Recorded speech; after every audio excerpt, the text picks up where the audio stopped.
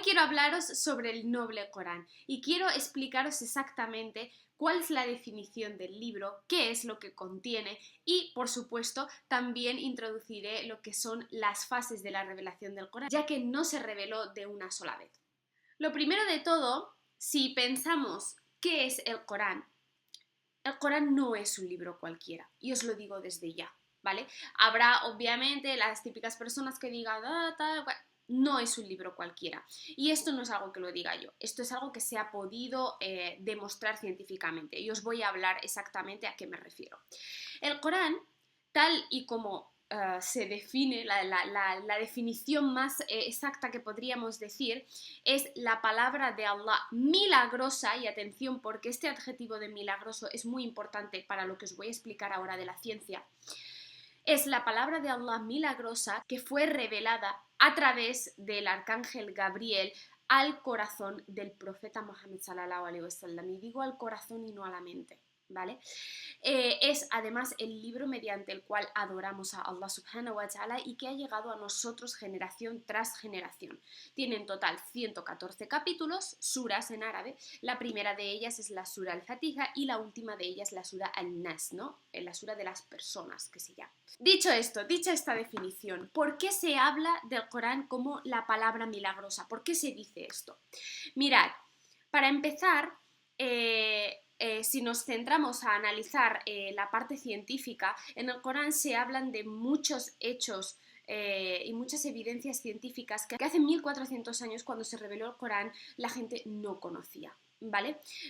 Hay que ponerse un poco en contexto. En aquella época la gente, por lo general, aunque hubiese un porcentaje de personas más intelectuales, eran en general sus conocimientos eran mínimos. Estamos hablando de personas analfabetas, y eso incluye al profeta Muhammad sallallahu alaihi wasallam. Sí, él no sabía de hecho ni leer ni escribir, y obviamente Allah subhanahu wa ta'ala le eligió con esta condición como una prueba más, una muestra más de que era imposible que él hubiese dicho pues todo el contenido que tiene el Corán, ¿vale?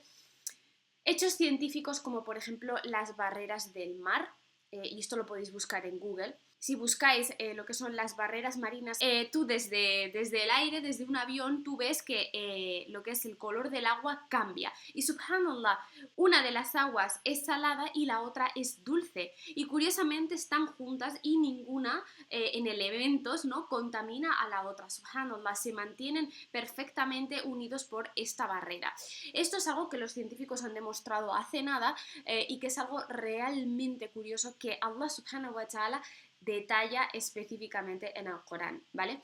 Con lo cual, bueno, también se habla en el Corán de las fases del embrión humano, y esto también ha habido científicos, ha habido grandes científicos que después de hacer sus propios estudios se han hecho musulmanes al comprobar que efectivamente hay ciertas descripciones que, si no es por la tecnología que tenemos hoy en día, tipo telescopios o cosas de estas, es imposible conocerlo, ¿vale? Entonces, bueno, a partir de ahí, quien quiera creer en esto que digo, que lo crea, y quien no, que haga sus propias investigaciones. De verdad que yo en esto no estoy mintiendo ni tampoco pretendo adoctrinar a nadie, simplemente quiero explicar por qué en la definición se habla de la palabra milagrosa. Además de esto, de esta parte científica, también se usa este término de palabra milagrosa bajo el concepto de que un acto milagroso es aquel acto que hace Dios y que no se puede repetir, no se puede volver a recrear, ¿vale? Sabemos a lo largo de la historia que ha habido numerosos milagros, no solo con el profeta Jesús, que la paz esté con él, sino también con todos los profetas anteriores, ¿no? El propio nacimiento de los hijos del profeta Abraham es en sí un milagro. Por ejemplo, la división del mar, ¿no?, cuando el profeta Moisés libera al pueblo de Israel, eso en sí también es otro milagro, ¿vale? Por tanto, a lo largo de toda la época, con profetas y mensajeros, siempre ha habido acontecimientos que se salen fuera de lo normal y de lo que con nuestras capacidades humanas podemos hacer, ¿vale?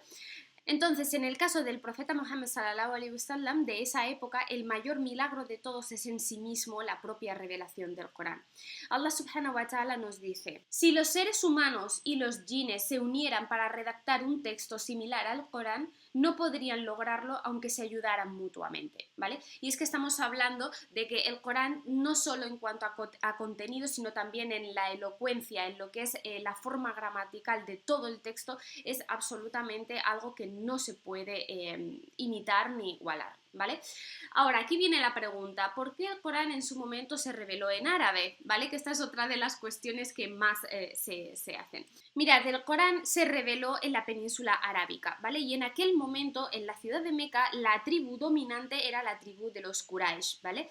Esta tribu a la cual pertenecía el profeta Muhammad sallallahu alaihi wasallam, ya hablaré de todo esto en su biografía, inshallah, era una tribu que tenía un nivel lingüístico y gramatical del árabe muy elevado. Aunque fuesen analfabetos de que no supiesen escribir, lo que es la tradición verbal y el uso de la lengua a la hora de comunicarse era un tipo de árabe, ¿vale? Que para nada es el árabe clásico que tenemos hoy en día, ni por supuesto los dialectos que han derivado de ahí, ¿vale? Estamos hablando de un árabe antiguo, como más poético o más complejo, ¿no? En su estructura.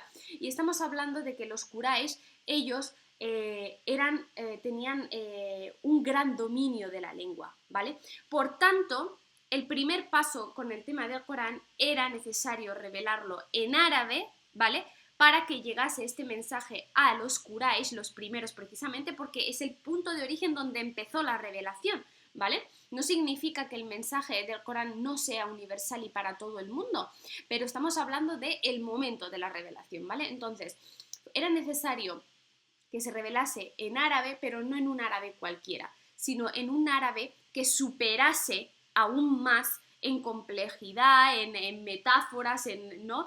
Analogías, etcétera, el propio uso que tenían ellos de la lengua, ¿vale? Más que nada, ¿por qué? O sea, pues como prueba de cara a los Quraysh de que ese mensaje no podía haberlo hecho el profeta Muhammad sallallahu alaihi wasallam, sino que obviamente pues solo podía ser obra de Dios. ¿Entendéis lo que quiero decir? O sea, el hecho de que se revelase en árabe en un primer momento tiene esta intención de que el mensaje llegue a los Quraysh, y los Quraysh creedme cuando os digo que eran una tribu demasiado testaruda, ¿vale? Y cabezota.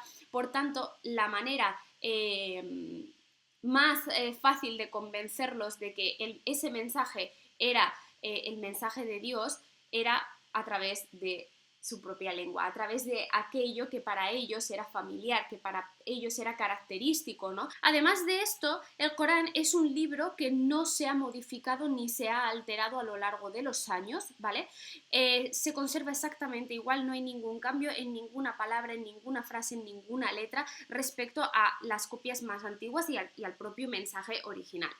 Y diréis, pero esto, ¿cómo es posible? ¿Cómo se puede demostrar? Pues mirad, la diferencia entre el Corán y las escrituras anteriores, el Evangelio, la Torá, los Salmos, es que las escrituras anteriores fueron reveladas con un mensaje muy concreto para una nación muy concreta, para un grupo y una región muy concreta, ¿vale? Y el propio mensaje es temporal, es decir, se mantiene ese mensaje hasta la llegada del siguiente profeta que lo avala, ¿no? Lo defiende o lo contradice. Por ejemplo, hay cosas que a lo mejor en la época del profeta Ibrahim estaban prohibidas que después se hicieron válidas y lícitas en época del profeta Musa.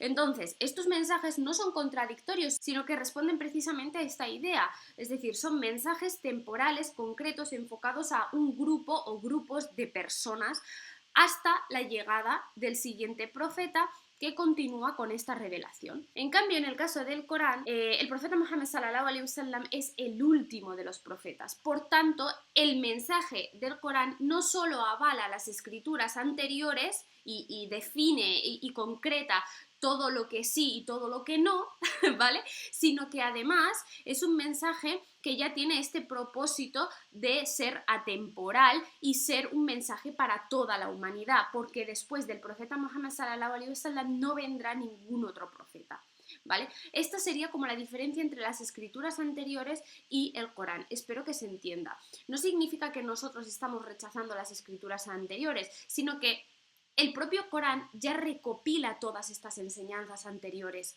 Por tanto, nuestra fuente es el Corán, que es, como digo, el libro que sella y que da validez a todo el mensaje de Allah subhanahu wa ta'ala desde el inicio de la revelación y desde que empezó todo con los profetas y mensajeros anteriores hasta el último, ¿no? Hasta Rasulullah sallallahu alaihi wasallam. Si me preguntáis que os diga qué es lo que contiene el Corán para aquellas personas que no lo hayan leído, os diría que es un libro que habla del pasado, del presente y del futuro.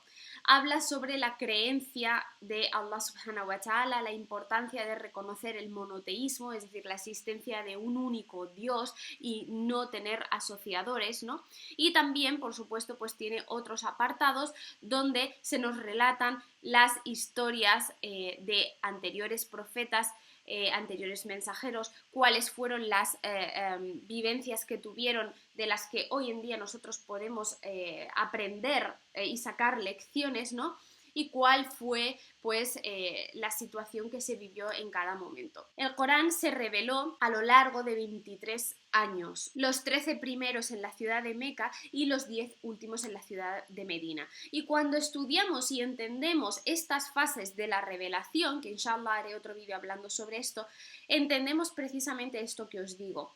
Los 13 primeros años de la revelación, que fue en la ciudad de Meca, el mayor objetivo de todos era precisamente lo que decimos en árabe el tawhid, es decir, el fortalecer esta creencia en las personas. Pensad que cuando empezó la revelación en Meca, la tribu Quraysh estaba adorando en ese momento a más de 360 ídolos. Por tanto, era importante acabar con estos asociadores de Dios, ¿no? Y entender y comprender, pues, su unicidad, ¿no? Y su exclusividad.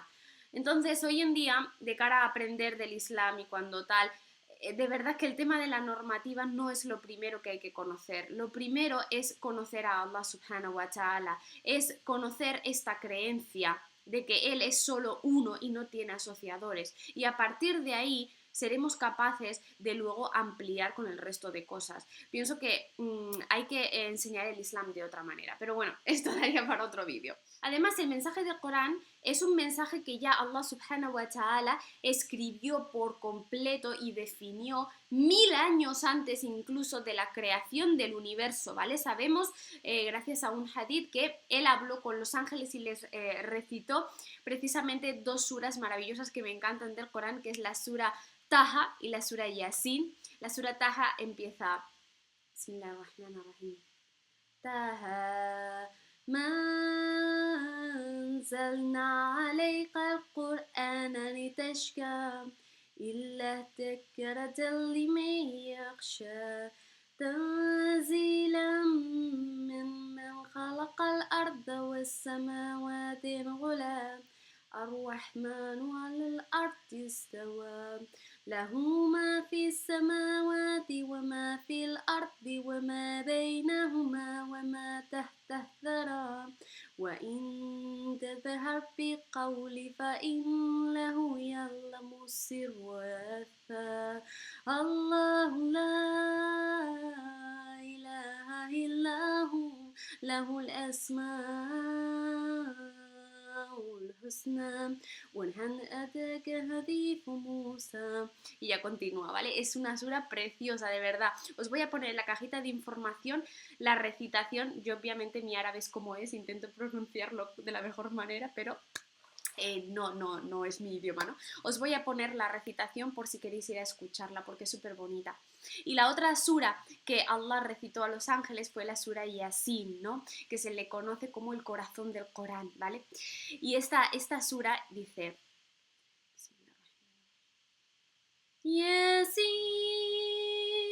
wal Qur'anil hakim innaka laminal mursalin ala siratal mustaqim mazilan rasizun wahim. Bueno, y aquí ya estoy aprendiéndola, ¿vale? O sea, no me sé toda, pero bueno, pues aquí lo veis. Subhanallah, Allah subhanahu wa ta'ala recitó estas dos suras a los ángeles y ellos le respondieron qué afortunados aquellas personas que puedan escucharlo, ¿no? Como digo, este evento pasó ya 1000 años antes de la creación del universo. Y es que volvemos a la idea de siempre. Allah subhanahu wa ta'ala es conocedor de todo el pasado, el presente y también todo el futuro. Por tanto, ya antes de la creación, él sabía todo lo que iba a pasar y por tanto pues obviamente todo lo que está en el Corán que se fue revelando después poco a poco a medida que pasaban los acontecimientos era algo que ya Allah conocía, ¿vale? Entonces, el origen del Corán lo ubicamos aquí. Allah subhanahu wa ta'ala creó el Corán, ¿vale? 1000 años antes de la creación del universo. Después, este mensaje se recopiló, se escribió por completo en lo que se conoce como la tabla protegida o la madera sagrada o algo así, ¿vale? Que en árabe sería al-Lawh al-Mahfud, ¿vale? Os lo pongo aquí escrito.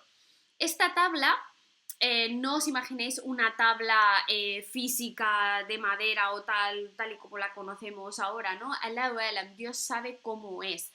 Simplemente tiene como esta traducción, ¿vale? O sea, en árabe sería esto, la tabla protegida, pero no se sabe realmente qué forma tiene ni absolutamente nada, ¿vale? Esto, por supuesto, forma parte del mundo de lo abstracto, ¿vale?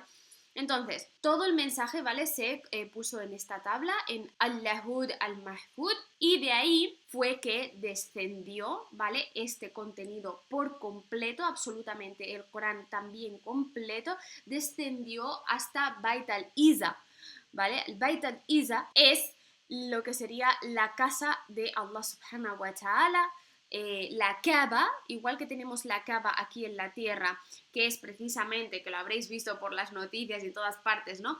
Que es precisamente este cuadrado negro, os voy a poner una foto porque puede ser que haya gente que no sepa qué es, ¿vale? La Kaaba nuestra que está en Meca, que representa la casa de Dios aquí en la tierra, ¿vale?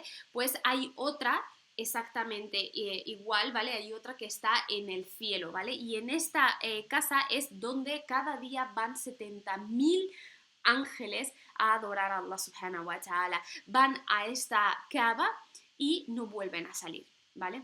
Allahu alam exactamente cómo pasan las cosas y de qué manera, ¿no?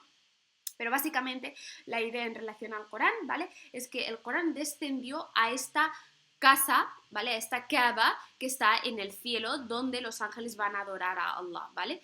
Y ahí permaneció el Corán completo, recopilado en esta tabla que os digo, ¿vale? Ahí permaneció por completo hasta cuando llega el profeta Muhammad sallallahu alaihi wasallam y empieza la revelación, ¿vale? Que entonces descenderá progresivamente poco a poco a lo largo de estos 23 años que os digo. Allah subhanahu wa ta'ala nos habla de esto en la sura al-Qadr, ¿vale? La sura del decreto y nos dice Inna anzalnahu fi laylati al-Qadri, ¿no? O sea, la hemos revelado en la noche del decreto. Fue así como el Corán pasó de su creación, ¿vale? Por parte de Allah subhanahu wa ta'ala pasó progresivamente a revelarse, ¿no? Al profeta Muhammad sallallahu alaihi wasallam. Ya en otro vídeo, inshallah, para que este no se haga muy largo, hablaré de las 3 fases de preservación del Corán, ¿vale? O sea, el hecho de cómo el Corán y ese mensaje se ha puesto por escrito y cómo ha permanecido intacto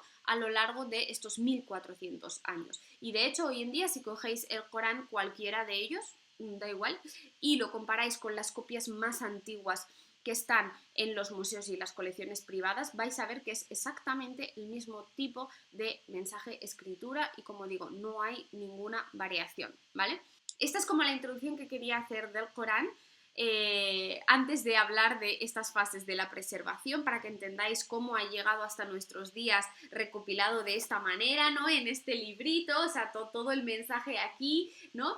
Y también para que os ayude de cara a entender por qué es tan importante para nosotros, ese carácter especial que tiene y por supuesto pues también como introducción a después las preguntas y respuestas que haremos en un vídeo Hajar y yo, ¿vale? Así que nada, espero que os haya gustado el vídeo y nos vemos por aquí.